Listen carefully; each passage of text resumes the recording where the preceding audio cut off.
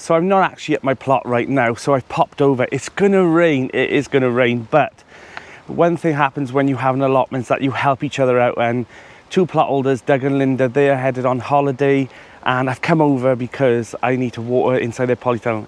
I know it rains outside, but we've got to make sure that's hydrated. Let's get it done. So Doug and Linda's been on site now for a few months, and they've already set themselves a lovely little home here. Let me show you what's happened. So if you remember, the bottom of my IBC tank I was going to use just to keep buckets dry, watered and things, but look what Doug and Linda have done. They've connected it on top of their IBC with some fitments so that when it rains it fills up and then it'll run down into their IBC. And what a clever way of using something that I didn't really want. So in their tunnel they've got a lovely amount of tomatoes, some melons, some cucumbers, chilies, you name it. They've done well. I actually love, you know, helping out the people out as well, but I also like having a little nose and I take ideas from what they've got, and I love the ideas that other people have that you just wouldn't have thought of. Do you know what I mean? Like I wouldn't have thought of that, so like why didn't I think about putting that on top of my tank? But I'm glad that they can make use of it, and we could, you know, and it's recycling something that might have been thrown at the dump. Falling out, we've reached disaster. Don't know where we're gonna be after. And we do it all again and again and again and again. Again and again and again and again. We're falling down. So as you know, I love a pond, and I've encouraged Doug and Linda to incorporate like a nice nature pond onto their plot as well. So on their patio area then they can look over, and it'd be something nice next to their seating area as well. But they've done really, really well, so well done guys.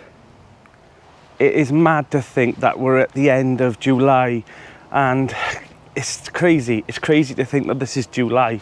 You know, this is normally the peak of summer, but it feels like autumn. Like, where is our summer gone? But as always, we plod on and we just carry on battling through the weather, and maybe we'll have a nice warm autumn. And I thought, since we were down here, I know Cheryl will mind me showing you a beautiful plot. As always, Cheryl does a show and it's beautiful. I love how rustic and how it's just everything is polyculture, and it all really just works well on her plot. I love all the colours and it just looks beautiful. And since last time I showed you, Cheryl's actually got another plot here now where she's got her pumpkins on there, all her black currants, and a little greenhouse, and look at all those flowers at the back. It's just absolutely beautiful. She's a credit to this site, I must admit. And I can't really explain the allotment life. You are like a growing, you know, family, and everyone helps each other out, and they are the odd, you know, little rascals that don't really want to, you know, follow suit and help each other out, but that's okay as well. You know, if they want to be introvert and left alone, that's all right. But I prefer to be helping each other out, and we all muck in, and you know, if you ever need a favor, they're always there to help. So I'm at my plot and it's raining, but yesterday me and Mark came over. We introduced a new hedgehog called Richie. Now, he was found on the side of the road and he was really dehydrated and he was treated for parasites. Mark then looked after him until he was about 600 grams, which is about perfect weight for him to be brought out onto, you know, his new home. So we brought him here in a makeshift home. He put the hay in and left him in there for about a week or so that he could, you know, the smell will keep familiar if he wants to come back and forth to it. And he has been. So we brought him out. He had a little forage around. And then I've checked the cameras, and again last night he has ventured around that area, but I've noticed that he's not sleeping in that thing anymore. So what I'm going to do is, Gemma at Gemma's Allotment bought me this for my birthday, so I'm not going to use it as a home for him because I'm sure he's making a nest somewhere, maybe under the shed or under one of the, you know, the tanks or something. I'm hoping he's on this plot, but he has been seen, so that's good. So I'm going to use this as like sort of like a home for him to keep his food in. So I bought some hedgehog treats and got him a little bowl. So I'm going to put this in there where we dropped him off at the plot, and hopefully we'll have some footage of him coming in and out trying to grab some snacks through the night. So I'll keep you updated on that. But that's Richie, and we've got a few more that's going to be introduced on the site in the next couple of weeks, so stay tuned.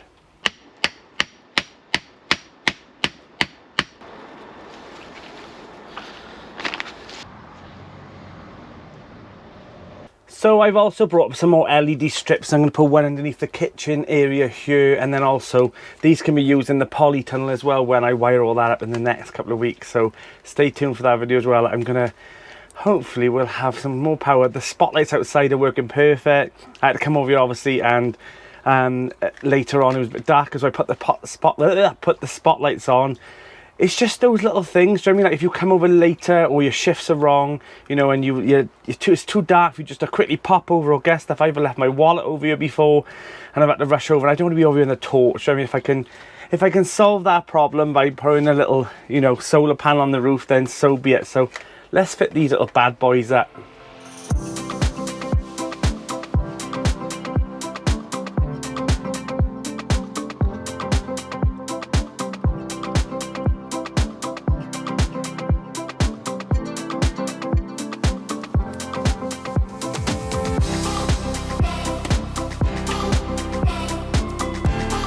And then the good thing is that I can just turn these buttons on here. If I don't want, you know, that much on, I can just have one on or two on. I'm struggling to get through here now. That's how much is overgrown. I'm gonna have to stake this cosmos up because look at it, it's a bush. And this one here, the fireworks dahlia, I've shown you before, absolute showstopper this year. There's so many of them on just one, you know, one stem. The pumpkins have also taken over the asparagus bed, but it's keeping the soil, not that there's much sun mine, but it's keeping the soil nice and damp. So if we do have a bit of sun now in the next couple of weeks, at least this foliage will keep all that nice and moist. Nice and moist? Where do I even start with this? You know, the corn's coming up now as well, so that's fantastic. Look at the flowers popping up behind. And of course, beautiful sunflowers. Come on, we want some sun. So the polytunnel is doing well, everything's shooting up now. Won't be long before I'll be taking out the tops, because once I get the top, nip them off like so. Take off the suckers, of course. And then I will concentrate on everything else that's already on the plant. The polytunnel has been a success, but there will be some things that I'm going to change in here. And I've learned that because I've never had a polytunnel before, so I'm going to modify a few things over the autumn and winter so that this will be a more appropriate setting for what I want to grow next year. And I'm decided I'm not going to grow as many tomatoes. I'm going to grow a few more different things. And that's the fun of having an allotment, is that you'll plant something and it'll either grow or it'll die, or it'll get massive or it'll stay really small. And this year I have not accounted for the amount of space that some of these things need, like the pumpkins. I knew that they were going to take over some of the plot, but with this keeps going because of the rain, this is going to be huge. But once I've got a few pumpkins on each vine, I'll take off the lead anyway, and they'll focus on those then. But it's taking over everything. We want some sun though. The Babyboo pumpkins now and the Jappy Littles are climbing. They're naturally climbing up this archway, so that's good to see. The Babyboo and Jappy Little pumpkins. Oh, and there's actually one here. I don't know if you can see, look at that. So we've got pumpkins on their way. Ah, yes, there's some here as well.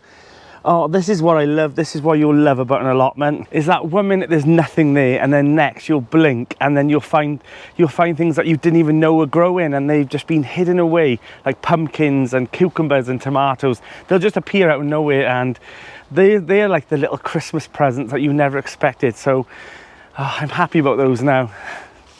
A couple of more things that are going to change as well is that even though that solar pump is doing well, I think what I'll do is, just like I did on the Grapevine Garden, I will fit the pump that I've got already down there. I've got a spare one in the shed. I'll bring it up, fit it there, and I'll connect it to the solar power in the shed, so it'll always have power.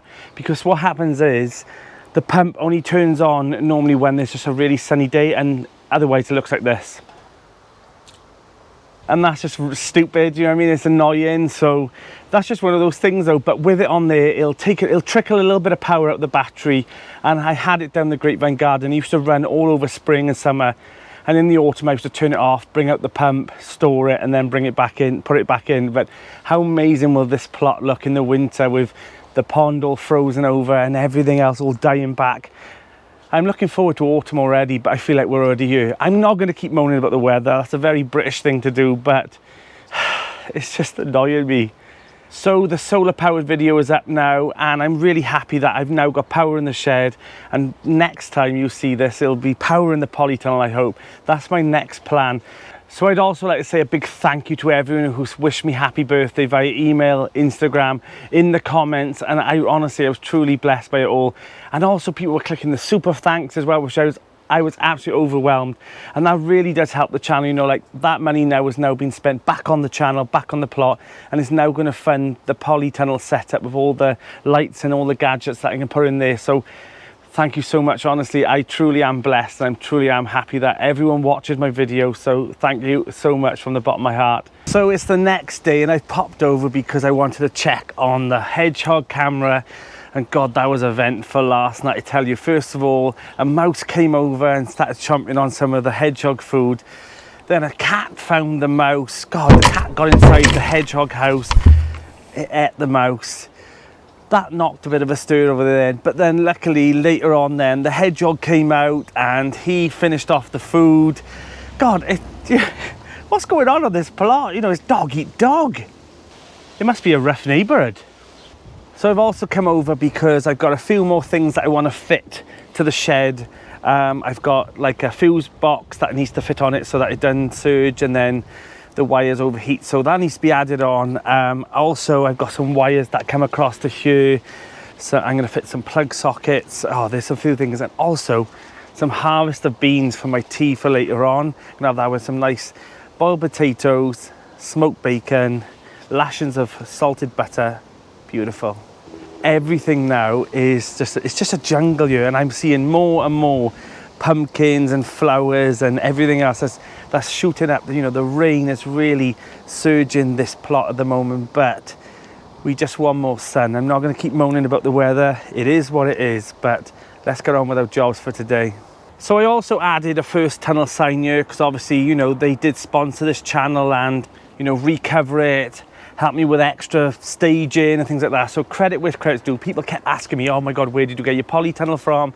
I popped the sign up there now for plot holders to see. It's always nice to support, you know, companies that have supported this channel back as well. So yeah, I put that up there as well just now. I've noticed though that there's a bunch of dahlias. Let me show you these because they're absolutely beautiful.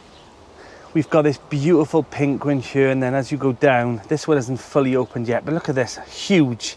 And also these lovely ones here, these nice reddy maroon colour ones as well, in between everything else. And there's also down here an artichoke as well. I'm hoping that's going to become a big feature down in this area.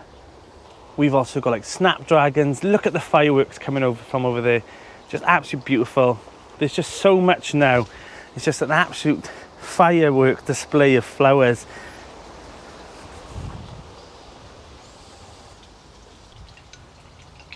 So I've checked the polytunnel and there's no signs of blight in there.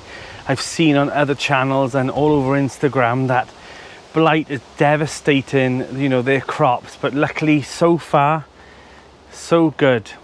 There's not a sign of blight, and the worst thing that can happen to you after you've matured these on for months and months and months is to lose your crop, you know. And I've got some beauties. I mean, God, I'm so excited to try some of these new varieties, but oh God, look what I've noticed. Blossom end rot. So this one has got blossom end rot. Look at that. So it just means that there was an inconsistency of watering on that one vine, so that'll be gone. That's gone now. Right, let's get the rest of them. I hope none of the rest are like that. So some of the tomatoes now are ripe. It's definitely the first time I'm gonna have a good haul of tomatoes this season. Let's get it done. Now I've had a few tomatoes, but nothing to what's happening. It's red. They're ready now. There's a good amount in there that I can harvest and share out. So, right, let's get my trug. Right, I'm actually excited to get these tomatoes because, God, I've waited 8 months for these things. 8 months. Oh no, I waited 6 months because I planted them later because everyone told me to. Right, I'm going to perch you up here somewhere now, and I'm going to show you how I harvest tomatoes because you've probably never seen anyone harvest tomatoes before, have you?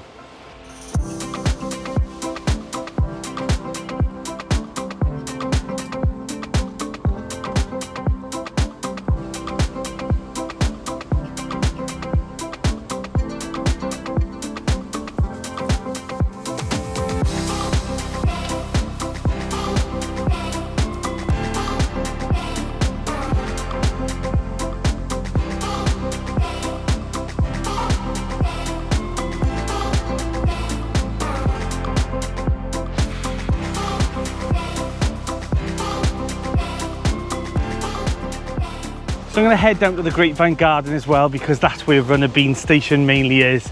I've had a couple off here and they'd be good for like little small meals, but I want a good harvest now to give away, so let's head on down to the Grapevine Garden.